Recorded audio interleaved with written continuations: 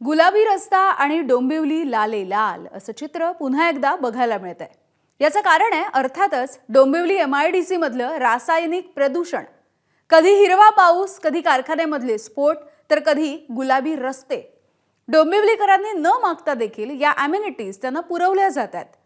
महानगरपालिकेच्या निवडणुका अगदी तोंडावरती आहेत आणि अशा वेळेला 24/7 राजकारणामध्ये अडकलेल्या नेते मंडळींना सामान्य नागरिकांच्या या अतिसामान्य तक्रारी सोडवण्यासाठी वेळ मिळेल का? बघूया।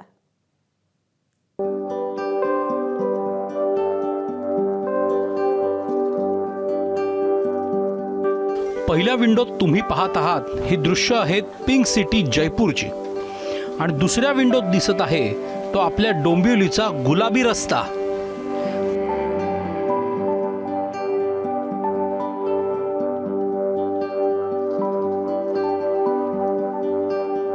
डोंबिवलीकर असा लाली लाल लाल अनुभव सध्या घेत आहेत। मात्र रस्त्याला आलेली ही लाली आहे गंभीर प्रदूषणाची।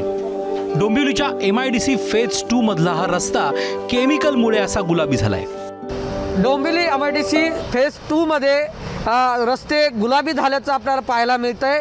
जसं काय एखादी मिरवणूक झाली आणि त्या मिरवणुकीमध्ये गुलाल उधळला आणि त्यानंतर गुलाबी रस्ते झाले, अशा पद्धतीचे रस्ते जर आपण पाहिले तर अशा पद्धतीने गुलाबी रस्ते या ठिकाणी होताना आपण पाहतोय। या ठिकाणी आता सध्या या ठिकाणचा जो रंग जो आहे तो काढण्याचा प्रयत्न या ठिकाणी केला जातोय। आजूबाजूला जर पाहिलं तर अशा प्रकारचे काही झाडं झुडपं आहेत, त्यावर देखील अशा पद्धतीने कलर आहे। आपण इकडेही दाखवण्याचा प्रयत्न करूया।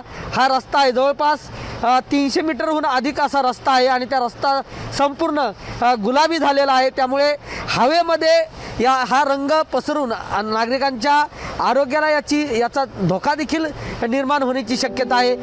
याआधी डोंबिवलीत प्रदूषणामुळे झालेल्या हिरव्यागार पावसामुळे डोंबिवलीचं हसं झालं होतं। आता तर गुलाबी थंडीत संपूर्ण रस्ताच केमिकलमुळे गुलाबी झालाय। या केमिकलमुळे या भागात प्रचंड उग्र दर्प सुटलाय अशी तक्रार इथल्या नागरिकांनी केली। हे दरवेळी 2-2, 4-4 महिन्याने अशा घटना होतात। त्यामुळे कधी हिरवा पाऊस, कधी काळे ठिपके, कधी स्फोट।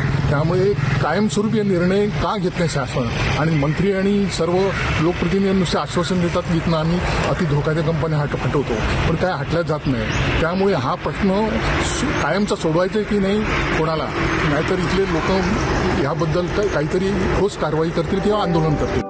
डोंबिवली MIDCतले कारखाने वारंवार प्रदूषित पाणी इथल्या नाल्यामध्ये सोडतात। त्याचा अनेकदा त्रास रहिवाशांना होतो। कोणतीही प्रक्रिया न करता सांडपाणी सोडणारे कारखाने, धुरांड्यांच्या उंचीचे नियम न पाळता वाटेल तसं हवेचं प्रदूषण करणारे कारखाने इथे सर्रास सुरू आहेत। मात्र MIDC आणि महाराष्ट्र प्रदूषण नियामक मंडळ ढिम्म बसून असतं।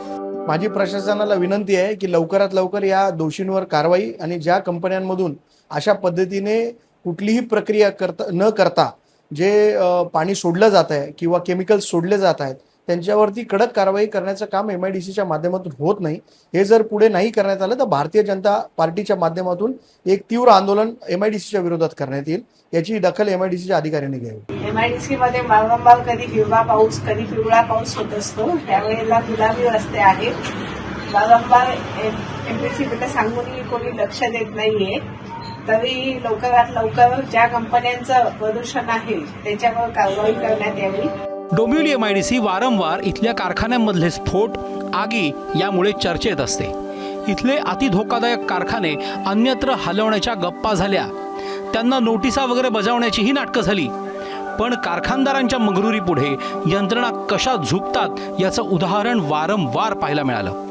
आता डोंबिवलीतल्या या गुलाबी रस्त्याचे पडसाद थेट नागपुरातही हिवाळी अधिवेशनात उमटले।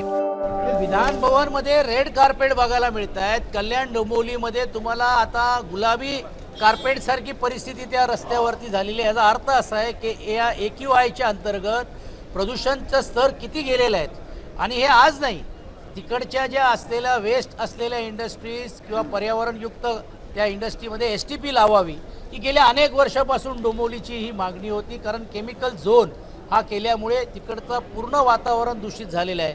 सरकारने याच्यात तातडीने लक्ष घातलं पाहिजे। आश्वासनं नेहमीच दिली जातात, मात्र प्रदूषणात घुसमटतो डोंबिवलीकर। डोंबिवलीकर हिरव्या पावसात भिजलेत. अगदी गुलाबी रस्त्यावरही ते आता बरबटतायत. सर्वसामान्यांच्या अपेष्टांची दखल कोणालाच नाही. कारखान्यांना आगी लागल्या की काही काळ चिंता वगैरे व्यक्त होते, मात्र कालांतराने सगळं पुन्हा सुशेगात होतं. हे दुष्टचक्र कधी थांबणार असा हताश सवाल डोंबिवलीकर विचारतोय. सुरेश काटे, एबीपी माझा, डोंबिवली. एबीपी माझा, उघडा डोळे बघा नीट.